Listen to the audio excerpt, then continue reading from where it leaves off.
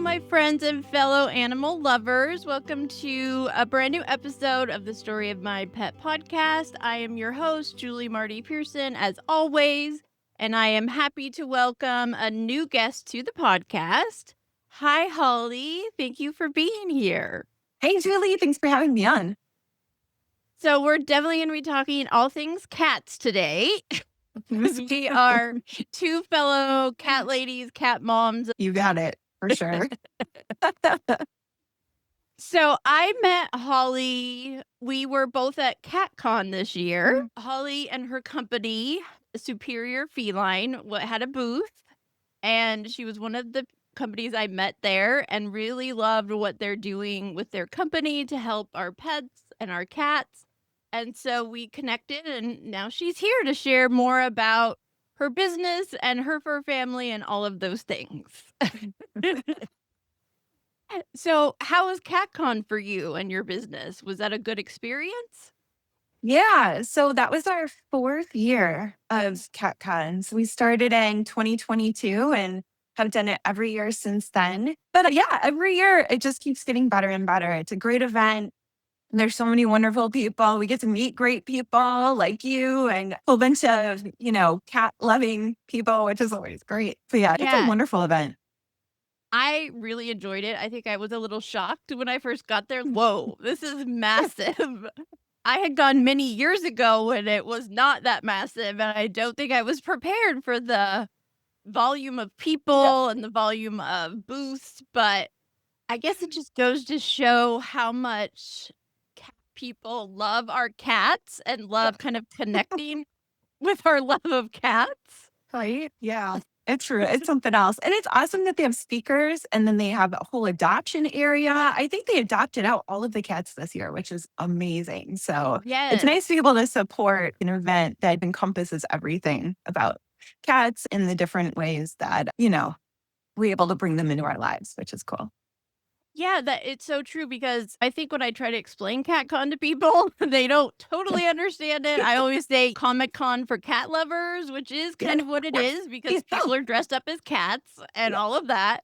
And there are probably hundreds of booths for different types of companies and organizations. But like you said, they also had speakers that were talking about educational topics and advocacy. And Pasadena Humane was there with a ton of cats and kittens. The second day, I know they had 200 there, and before the day was over, they had adopted them all out. So nothing is better than that. I've been to plenty of adoption events where they're not adopting out. So that is it was an amazing event, and it was so great to connect with you and learn more about you and your company. And before we dive into that, I always like to start with asking my guests if you've always been an animal lover and if you grew up with pets in your family. Yeah. So I guess we had a couple of dogs growing up, but cats were more my thing. I grew up out in the country on a farm in the 80s. So naturally we had cats around. There's a lot of things I would do differently now, knowing what I know now. Right. If I knew then what I knew now, but that's how it was back then. So we had cats, growing up around cats and kittens, but I definitely have a love for cats. And so then when I went to college and didn't have cats, and then after college and living on my own, didn't have any for a while. And then my friend introduced me to a guy that is now my husband, and he had a white girl kitten named Coconut. And I was immediately like, this is the guy. Obviously. Oh, here's Tucker. Yay. I always love an animal. Hello, sir or ma'am. He loves to make appearances whenever I am on using my camera to talk to people. That's just what he does. He likes to come and say hello. I know. It's like, how do they know when to do it? Oh, yeah, all the time. Yep. He knows. He comes on over to say hello, but he's the sweetest. Orange tabbies are just they have their own personality. He's just the sweetest boy, and I love him. He's 9 years old now, so he's doing good. I love that. It's so funny what you said about your husband because, my husband is an animal lover too. And I remember when I first met him and he had all these different animals and things in his room. And I was like, are you? I remember moments where he would say, I grew up with a menagerie. We're not going to do that. And I'm like, 2. We've been married 20 years. We currently have 3 cats, 2 tortoises, a scorpion, and I don't even know how many tarantulas. We won't even talk about that. Those are his. And one day he brought home a rescue possum. So, it's always great when we know Amazing. our people get it. Yeah, exactly. Right? It's so true. It's like if you love pets, they're just going to find you one way or another. He didn't have a chance. Yeah. Yeah. So tell us, we got a preview with Tucker joining us. What does your fur family consist of right now? Yeah, so now we currently have 4 cats. It's kind of our happy medium. We like to stick around 4. Sometimes when we lose one, there's a grieving process, but then we eventually get back to 4. So right now we have Kona, who is 11. He just turned 11. Tucker is 9, our orange tabby. And Kona is just a long-haired black cat with just a little bit of white. And then we have Tucker, orange tabby, and then Mia, who is very petite. She's 8 pounds. Our neighbors found her outside in their driveway when she was just like 3 weeks old. So I took her in, I bottle fed her for a week, and then we weaned her onto our homemade food. And so she's our kitten that has been solely raised on our homemade food with the formula that we make. And she's doing great. And she is my princess. She is my baby. And then we have Izzy. Izzy is going to be 2 next month, and she is a Maine Coon. We brought Izzy into our family, and she is a ball of energy, and she's giant. And I sometimes I'm like, my life would be so much calmer and probably more boring without her. There's no words to describe Izzy, but she was a good addition to the family as well. So those are our 4 for baby. It's funny. I think we always have that one that it would be a lot easier, but our life would be a lot more boring if they weren't around. And our youngest Pumpkin is a calico, and oh Lord, some days are like, what is wrong with you? You're crazy. And then she looks at you and you're like, you're adorable. You could do whatever you want. I don't care. Exactly. Yes, that's exactly how it goes all the time. Sometimes I look at her and think, if I was that cute, I could really get away with anything. Mentioned one of your cats that has bit you bottle fed and has been on your food the whole time. So that kind of segues us into your business, and which is Superior Feline. So where did this business start? What was the impetus of you guys going into this area? Yeah, I mentioned Coconut. So we had Coconut, and Coconut, when she was around, I think she was around between 10 and 12, had developed kidney disease. And so my husband, being the microbiologist, scientist, a researcher that he is, went and deep dove into that disease, what causes it, what could we do to help her out. Also, around that time, we had another cat, Lunabelle, who we had gotten all of our cats, except for Izzy, have come from shelters. So 2 of them, Tucker and Kona, are from the Washington County Humane Society in Wisconsin. That's where we moved to California in 2018. So 2 of them are still Wisconsin native. Coconut and Lunabelle also came from that Humane Society. Lunabelle came into our family when she was about 4 years old. So she was already fully grown, and we knew she had some like oral issues and stuff. So she had to have her teeth pulled. But she also developed a fish allergy. So she had this horrible fish allergy where if she ate anything with any kind of fish oil, anything in it, she would vomit. Like she would go into like an episode. It wasn't just vomiting, like it was horrible. So we also had to figure out like, what are we going to do? Canned food, whatever. Most of it has some kind of fish oil, fish something. There weren't a whole lot of alternatives. Like this was even just 7 years ago, like 2018-ish. And so my husband, again, deep dove. And so he said, we should start making our own cat food. And I looked at him, I was like, you are crazy. Like, we're going to make cat food, like with what time that we have, right? And so he was like, no, we're going to do it. And so he did it. And then I was like, okay, whatever, you do it. I'll go along with it. And then I started noticing our cats, like Tucker always, like when he was a kitten, had coarse fur. And then all of a sudden, Tucker's fur started getting softer. And then Coconut, like we were able to manage her kidney disease with the homemade food. She never went past level 2. Like her markers went back to normal. The damage was already done. So she was always at like stage 2 kidney disease. But she just basically kind of balanced out and ended up getting IBD, which is also horrible. So we've been through the gamut. And then our cat Luna ended up with this horrible blood cancer that mainly affects dogs, and angiosarcoma. And we're pretty sure it was due to the inflammation from like the oral stuff she had going on before we got her. And with her inflammation and the fish allergy and all the things. So it was just, we were at that point, we're like, we're just doing homemade food because we want to be able to control what's in their diets. We felt like coconut's kidney disease, a lot of that sometimes comes from their diet, especially irritable bowel disease, because it's all inflammation. And so we're like, that's it. Homemade food. We wanted to be able to make sure we did not want to go through any of that. We're trying to prevent as many of those diseases as possible. We know some things are going to come up just because as cats get older, just like humans, things arise. But as the more we can control it with their diet and give them the food that's going to nourish them and that is most species appropriate for them, that's why we're big proponents. And then when we moved to California in 2018, I did not want to go back into the field that I was in.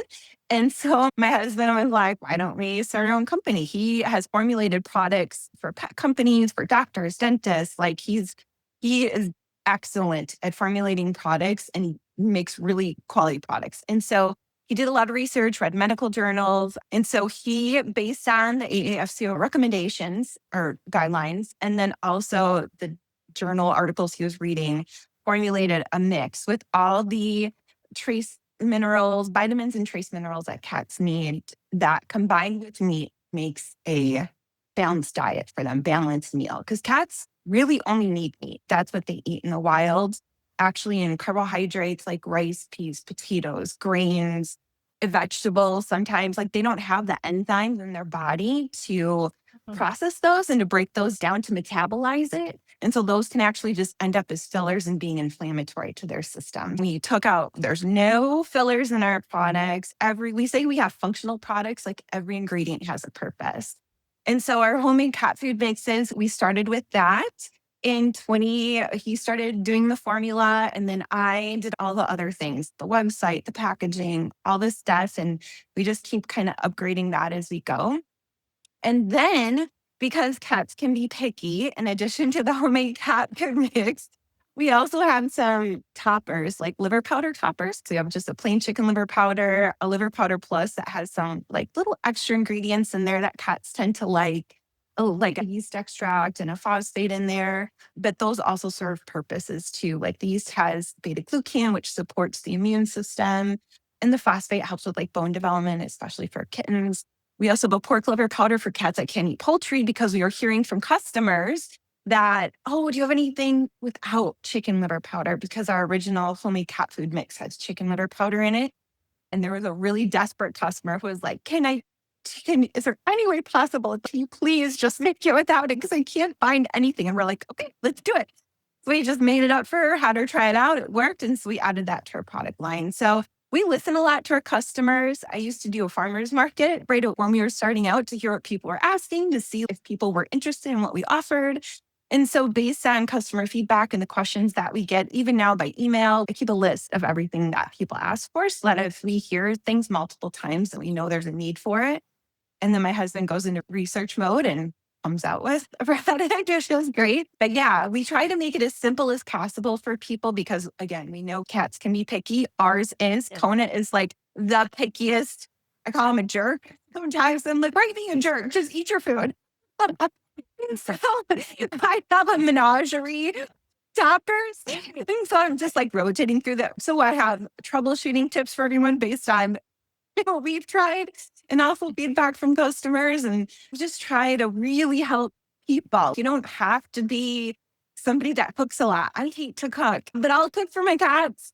And so we try to make it as easy as possible, give people different ways to prep the meat or to different kinds of meat to use, like just trying to make it as easy as possible for the average cat parent to go forth and provide a healthier option for their cat.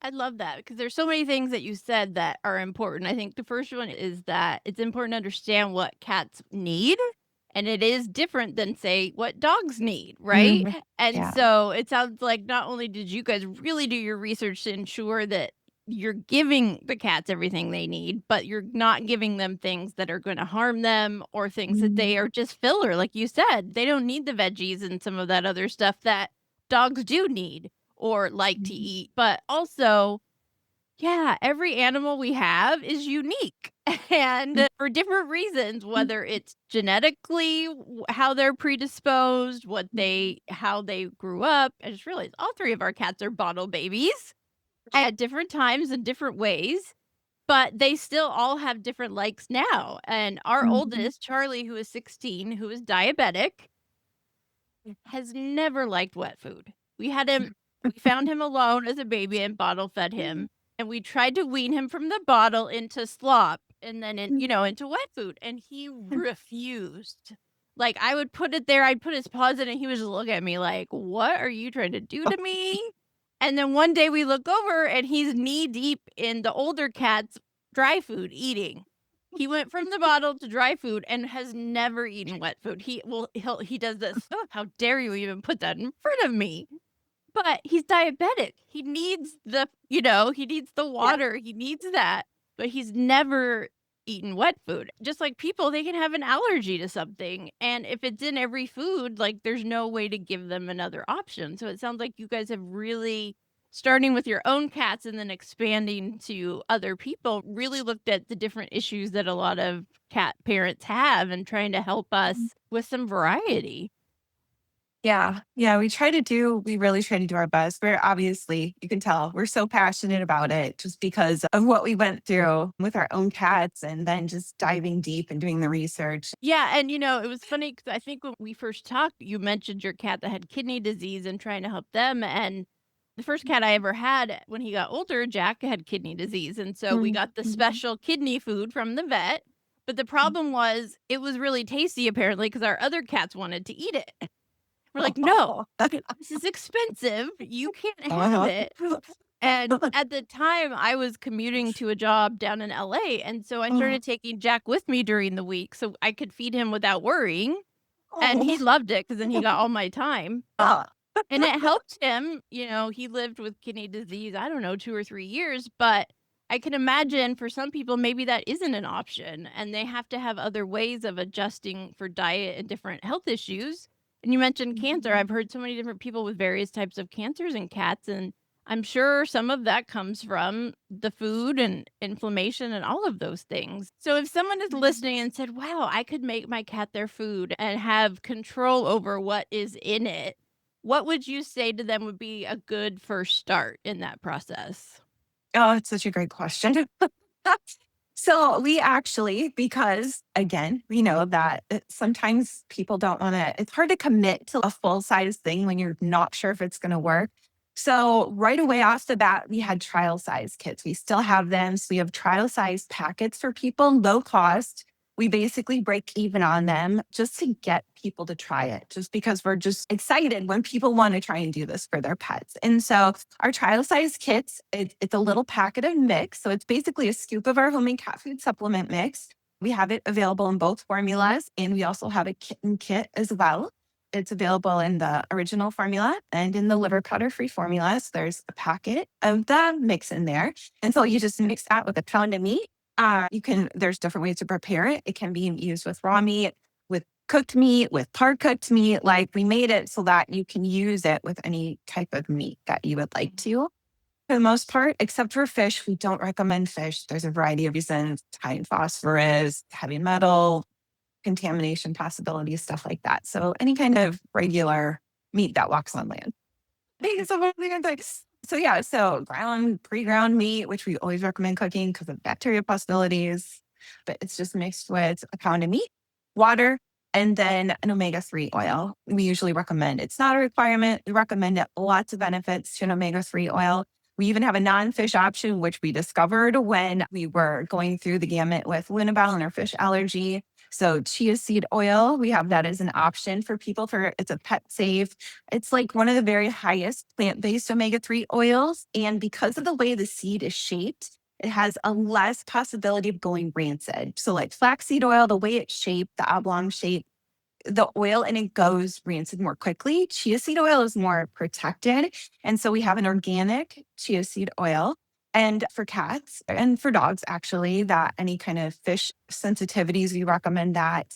And then we have our wild anchovy oil. And wild anchovy is actually higher in omega-3 fatty acids than like salmon, which is really popular. So wild anchovy, a great omega-3 oil. The main part between the two omega-3 oils, wild anchovy oil has DHA and EPA in it, just because that's from fish. Chia seed oil does not. And so EPA and DHA, they help with cognitive function and vision. And so that's some benefits from wild anchovy oil versus the chia. And then I got off a topic. So the trial size kit. That's so good because I will say I didn't know any of this. And I'm just thinking of like some of the stuff you've talked about are good for different reasons. And like when Yeah. you talked about the anchovy oil, our oldest cat definitely has some sight issues. Sometimes we look at him, we're like, Oh, hi, could you like we'll find him yeah. sitting like he's a little confused, he's not sure where Yeah. he is. And you can also see as they get older, their eyes get glassy. And so any way we can help them just like we help ourselves to improve our sight or our hearing or whatever, we all need those extra things. And so I love that there are so many different benefits people can get from the various products you offer. Yeah, totally. So the trial size kit comes with basically a trial size of a scoop of the mix, a little mini wild anchovy or chia seed oil that you just pour right into there, mix in with the meat, you mix in some water, and you got yourself some cat food. And we try to make it as easy and simple as possible for people. Our little trial size packets also come with the trial size of a liver powder topper. Again, to help with troubleshooting right off the bat. Because sometimes you set stuff down like Tucker will just eat the food. I'll just set it in front of him. He's good to go. He just takes off eating. Kona, if I set it in front of him, he looks at me and he's expect me to eat this. And so I have to sprinkle the stuff on top. And so we try again to help people troubleshoot right off the bat by giving them a little troubleshooting right in their pocket with it too. And then that way people can try it out, see if it works for their cats. Our cats actually like it when we freeze the food first. So we make it in big batches. So sometimes with the trial size, we recommend, take half of the food, put it in the freezer, put the other stuff in your fridge, and then see what they like best. If they like it frozen first and then thawed out, because it does change the consistency a little bit. The freshly cooked stuff is a little bit more moist, a little bit more wet, I guess you could say. And then when it comes out of the freezer, it's like the moisture got absorbed into the meat. And so it's a little less. And so our cats tend to like that a little bit better. Kona, he had urine crystals when he was 2 years old. Hasn't had them since, thank goodness. But he sometimes will add a little extra water into his food, a little extra moisture to get that. So he's getting enough water into his system so he doesn't have to deal with that issue again. But yeah, and there's benefits for that too, with cat food being a little bit more is acidic. And so that can help prevent against urine crystal. There are a lot of benefits to the meat. But so we try to make it easy. And that makes sense too because Charlie had urine issues early on, and they could never really find out what the issue was. But then, of course, years later, he ended up being diabetic. So obviously, he's always had some issues there, whether it was from when he was a kitten and we found him outside, or the fact that he would never eat wet food ever. Yeah. Then I was going to ask you about doing it in a larger size and being able how long it would last. So I love that you can freeze it and then use it too. I think especially today in the economy where everything is more expensive, I feel like every time I go in to reorder cat food or treats, I'm like, wait, it was like $1 cheaper the last time I was here. And so I think what you guys are offering with your products really gives people not only more control over what's in the food, but being able to do it yourself and freeze it and have it and not having to be constantly reordering and paying more expensive prices for sure. Yeah. Yeah. And a lot of times you think, oh, human grade meat, it's got to be more expensive to make it. But actually, it's not. If you're paying like $2 or $3 a can for some of that premium food, it's like less than three, sometimes depending on the type of meat you use, but on average, like $1.50 to $2 a can when you're making it yourself. So like a pound, you get more out of a pound of food than you would out of the can of food, which is good. But it's definitely, we found it to be more cost effective. When we stopped buying canned food after Coconut passed away, we're like, oh, look at all the money that we have left over in our cat budget. Of course, now Izzy just likes beef. We found out she likes beef. And so now Kona wants beef, which is fine. I'm glad he's eating it. But now we use that money again because beef's a little bit more expensive than like chicken. But it's definitely, we're like, hey, if you're going to eat it, sweetheart, we'll feed it to you because we just look for sales. Every time it goes on sale, we stock up. But yeah, we make about 8 pounds, 6 to 8 pounds of food at a time, I would say. Izzy likes her beef raw. And so we sear it outside to get off any bacteria. We grind it up, make it into cat food. The other cats like theirs a little bit more cooked if they like a little bit of rawness in their chicken. With the avian flu scare this past year, we've been cooking it all the way through lately, but we'll probably go back to a little bit raw in the middle. So yeah, there's a lot of ways to kind of control and kind of tweak the food based on what the cats like too, which is good. Yeah, that's great. Yeah, because they all have unique likes, but also like you with 4 and us with 3, they're all at different ages. Some of them may need something else versus I had gotten some free samples of, I don't even remember what food it was at CatCon that was for older cats. And my Frenchie, who is 12, loves it. So does Pumpkin, but Pumpkin's only 3. And I'm like, girl, this is more expensive and Frenchie needs it, but you can't keep her from not eating it. I think it sounds so much like what you guys offer gives people the ability to do that and to cater to the needs of each individual pet. And I know one of the things I had talked to you about was both of my girls, Frenchie and Pumpkin, are very itchy, especially right now going into the fall. And so we had talked about, you had sent me a sample of some of the oil to start using, and I've started kind of slowly putting that in. So what are some of the other products that you offer that help with issues like that, like allergies, skin issues, things like that? Yeah, great question. Yeah, cats. I know. Why is it always the long-haired ones that need to get brushed and they're just like, no, don't brush me. I'm like, you come over here. I feel your pain. So we have skin allergies was a big one, especially for dogs. Man, when I did the farmer's market, there'd always be people coming up like, my dog. One of my market friends, her dog had gotten into something, his skin freaked out. And we had her try one of the omega-3 oils, because that definitely helps. Omega-3 oil is very anti-inflammatory, so it can kind of help take down that inflammation. But then also we have the postbiotic. So our postbiotic helps with a number of different issues. It works a little differently. My husband hates it when I say this. But this is how it comes in my head because he's a scientist. So he knows explicitly like how it works. Right. But with a postbiotic, it has kind of a different purpose than a probiotic. So a probiotic, you're trying to introduce the bacteria into the system. With a postbiotic, that little sucker is going in there and it is basically helping to create an environment in the gut for the body to produce its own most beneficial bacteria. So instead of trying to introduce things that can get killed off by the gut as it goes through and stuff, you're actually this is going in there and kind of helping to clear out the bad stuff and create a really good environment.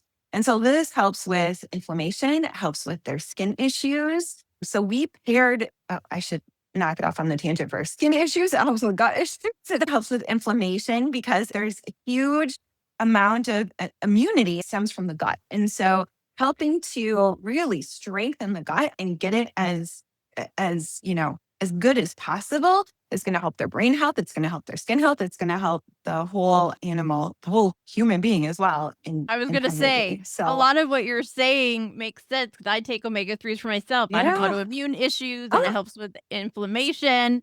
And so it makes sense. And we've used different CBD products with myself and our pets before for the same reason, the inflammation, especially as they get older. So it sounds like your omega-3 oils really help with a lot of those things and for dogs as well. Yeah. Yes. Yeah. So we have most of our products can be used for both cats and dogs. Our only cat specific product is our homemade cat food mix, our formula.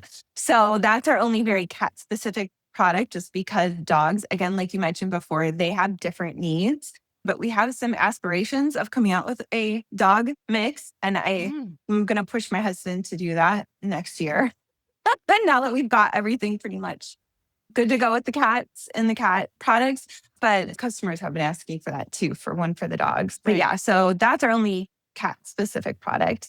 But yes, our postbiotic is an excellent product. It's human grade and it's concentrated. One of my husband's biggest frustrations is a lot of the pet probiotics you find on the market are diluted and they don't work as well as you want them to. But even Kona, like I have to mix his with Churu, and he's the one that needs it the most because of his hairballs. That's another thing it helps with. It also helps with hairballs.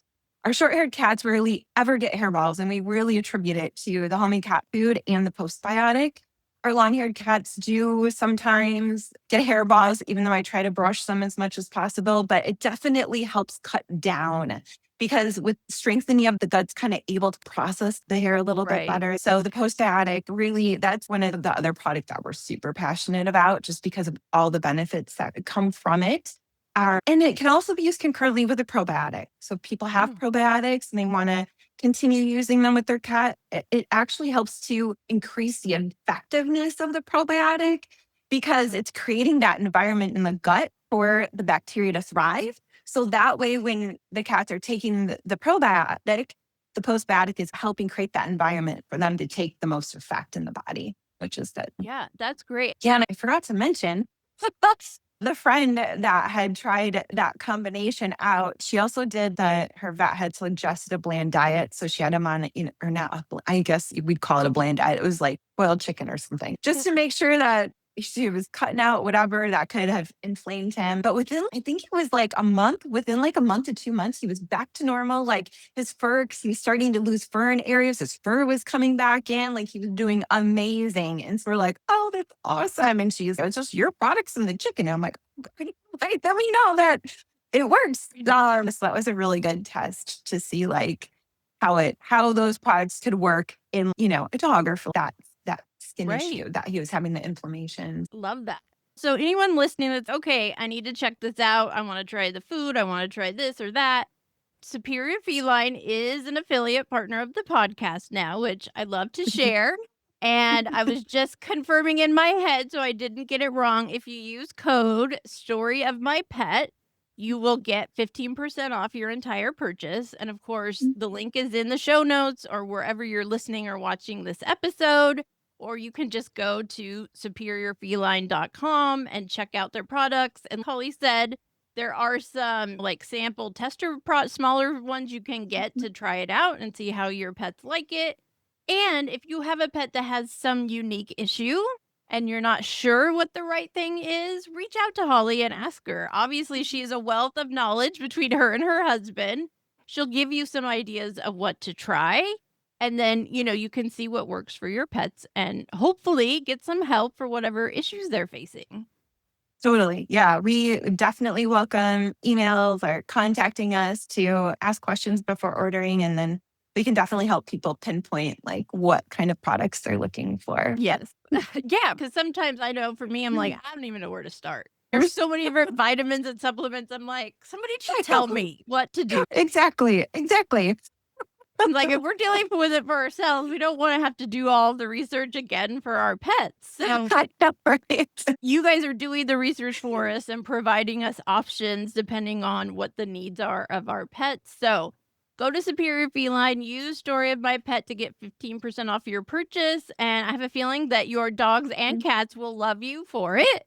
Maybe if we have some topics come up that you guys really want some more info on, Holly can come back and we can answer some of those questions. So feel free to reach out and let us. Holly, thank you so much for being here. Oh my gosh. Thank you, Julie. Sharing your fur family and telling us a little bit about that and also the journey with Superior Feline. It sounds like it really is, making a big difference for some pet parents out there. And I'm happy to be able to promote it and share it with more so that we can get and keep our pets healthy and also make them happy with what they're eating. Exactly.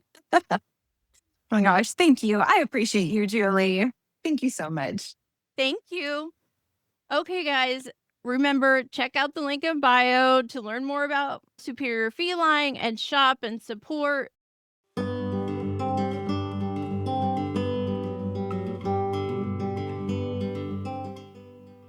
Thank you so much for listening to this episode of the Story of My Pet podcast. I appreciate you listening and supporting the podcast. And if you haven't already, wherever you are listening to this episode, make sure you hit follow or subscribe and leave us a rating or review. All of that helps the podcast grow and get to even more listeners and help us educate and advocate for animals in need around the world. If you haven't done so already, make sure to check out our brand new YouTube channel, Story of My Pet Podcast. Again, hit the subscribe button. Give us some likes and comments on our videos, and that will help the podcast grow on its new home on YouTube. Thank you so much for being here, and much love to you and your pet.